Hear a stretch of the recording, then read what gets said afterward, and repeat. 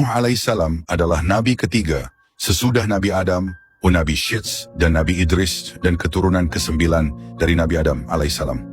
Ayahnya adalah Lamik bin Metushaleh bin Idris. Beberapa tahun dari kematian Nabi Adam alaihissalam, banyak hal berubah di muka bumi.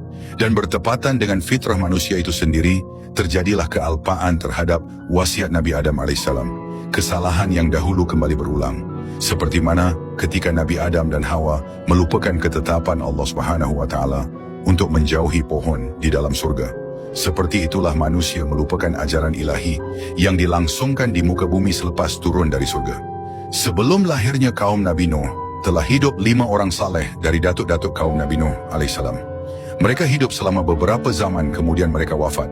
Nama-nama mereka adalah Wad, Suwa, Yaguth, Ya'uq, dan Nasr. Dan mereka berkata, "Jangan sekali-kali kamu meninggalkan penyembahan Tuhan-Tuhan kamu. Dan jangan pula sekali-kali kamu meninggalkan penyembahan Wat. Dan jangan pula Suwa, Yaguth, Ya'uq, dan Nasra." Surah Nuh ayat 23. Setelah kematian mereka, orang-orang membuat patung-patung dari mereka dalam rangka menghormati mereka dan sebagai peringatan terhadap mereka. Kemudian berlalulah waktu, lalu orang-orang yang memahat patung itu mati. Lalu datanglah anak-anak mereka, kemudian anak-anak itu mati, dan datanglah cucu-cucu mereka. Kemudian timbullah berbagai dongeng dan khurafat yang membelenggu akal manusia, di mana disebutkan bahwa patung-patung itu memiliki kekuatan khusus. Dalam situasi seperti ini, Allah Subhanahu wa Ta'ala mengutus Nabi Nuh untuk membawa ajaran ilahi kepada kaumnya.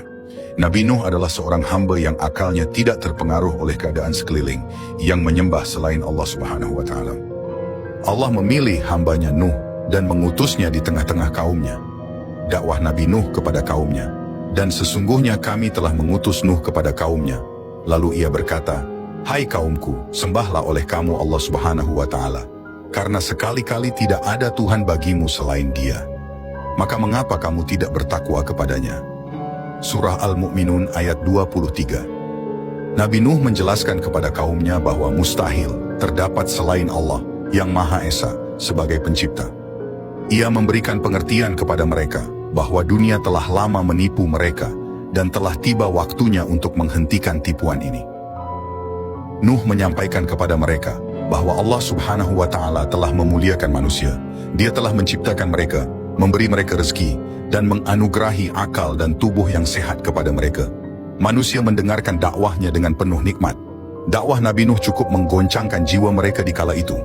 Nabi Nuh menarik perhatian kaumnya agar melihat alam semesta yang diciptakan oleh Allah Subhanahu wa Ta'ala berupa langit dengan matahari, bulan, dan bintang-bintang yang menghiasinya. Bumi dengan kekayaan yang ada di atas dan di bawahnya. Itu menjadi bukti dan tanda nyata akan adanya keesaan Tuhan yang harus disembah, dan bukan berhala-berhala yang mereka buat dengan tangan mereka sendiri.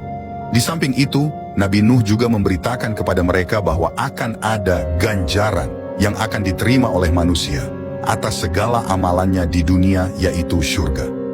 Bagi amalan kebajikan dan neraka, bagi segala pelanggaran terhadap perintah agama yang berupa kemungkaran dan kemaksiatan. Nabi Nuh yang dikaruniakan Allah Subhanahu wa Ta'ala dengan sifat-sifat yang patut dimiliki oleh seorang nabi, fasih dan tegas dalam kata-katanya, bijaksana dan sabar dalam tindak tanduknya, melaksanakan tugas risalahnya kepada kaumnya. Akan tetapi walaupun Nabi Nuh telah berusaha sekuat tenaganya berdakwah kepada kaumnya, ternyata hanya sedikit sekali dari kaumnya yang dapat menerima dakwahnya dan mengikuti ajakannya, yang menurut sementara riwayat tidak melebihi bilangan 100 orang. Mereka pun terdiri dari orang-orang yang miskin berkedudukan sosial lemah. Sedangkan orang yang kaya raya berkedudukan tinggi dan terpandang dalam masyarakat, yang merupakan pembesar-pembesar dan penguasa-penguasa tetap membangkang, tidak mempercayai Nabi Nuh, mengingkari dakwahnya, dan tidak merelakan melepas agamanya dan kepercayaan mereka terhadap berhala-berhala mereka. Bahkan mereka berusaha dengan mengadakan persekongkolan, hendak melumpuhkan dan menggagalkan usaha dakwah Nabi Nuh. Berkata mereka kepada Nabi Nuh, "Bukankah engkau hanya seorang daripada kami, dan tidak berbeda daripada kami sebagai manusia biasa? Jikalau betul Allah akan mengutuskan seorang Rasul yang membawa perintahnya, niscaya Ia akan mengutuskan seorang malaikat yang patut kami dengarkan kata-katanya dan kami ikuti ajakannya, dan bukan manusia biasa seperti engkau. hanya dapat diikuti orang-orang rendah kedudukan sosialnya seperti para buruh petani, orang-orang yang tidak berpenghasilan, yang bagi kami mereka seperti sampah masyarakat. Pengikut-pengikutmu itu adalah orang-orang yang tidak mempunyai daya pikiran dan ketajaman otak. Mereka mengikutimu secara buta tuli, tanpa memikirkan dan menimbangkan secara benar atau tidaknya dakwah dan ajakanmu itu. Coba agama yang engkau bawa dan ajaran-ajaran yang engkau dakwahkan kepada kami